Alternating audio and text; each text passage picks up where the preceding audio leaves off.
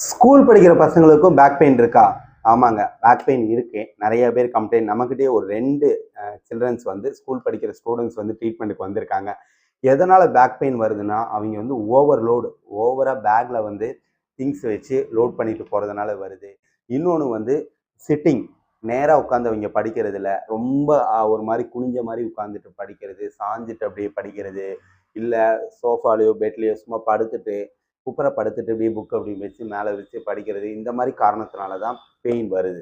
So இதை எப்படி தடுக்கலாம் அப்படின்னா, கண்டிப்பாக வந்து ஸ்கூலுக்கு வந்து புக்ஸ் அண்ட் நோட்ஸ் கொண்டு போகிறத அவாய்ட் பண்ண முடியாது. பட் வெயிட்ஸை வந்து கொண்டு போகிறப்ப கொஞ்சம் பேரண்ட்ஸ் சப்போர்ட் பண்ணலாம். இல்லை அப்படின்னா அவங்க பேக் தோளில் மாட்டிட்டு போனால் அதை வந்து கொஞ்சம் அப்படி கையில் ஒரு ஹோல்ட் பண்ணிக்கலாம். அதே மாதிரி முக்கியமாக நல்ல உணவு முறை பார்த்தோம் அப்படின்னா, குழந்தைங்க சாப்பிட்றாங்க கண்டிப்பாக. பட் நல்ல உணவுகளாக சாப்பிட்றாங்களான்னா ஹெல்த்தியாக சாப்பிட்றாங்களான்னு இல்லை. அதனால் கொஞ்சம் நமக்கு உடம்புக்கு தேவையான சத்துக்கள் உள்ள உணவுகளாக கொடுங்க. அது என்னென்ன அப்படின்னு பார்த்தோன்னா, நைட்டு பாதாம் ஊற வச்சு காலையில் ஒரு 4 பாதாம் 5 பாதாம் சாப்பிட்டு போக சொல்லுங்கள். ஸ்கூலுக்கு போகிறதுக்கு முன்னாடி டெய்லி எக் ஒயிட்டு கொடுங்க. ஒரு 3 எக் ஒயிட்டு 2 எக் ஒயிட்டாவது ரெகுலராக கொடுங்க. ஒரு ஃபுல் எக்கும் கொடுக்கலாம். அதேமாரி கீரை, முருங்கைக்கீரைலாம் முன்னாடி எல்லாரும் சாப்பிட்டுட்டு இருந்தாங்க. இப்போ முருங்கைக்கீரை சாப்பிட்றதில்ல. முருங்கைக்கீரை சூப்பாக கொடுங்க, முருங்கை கீரையாக கொடுங்க. வாரத்தில் 2 நாள் 3 நாள் கீரை கொடுங்க.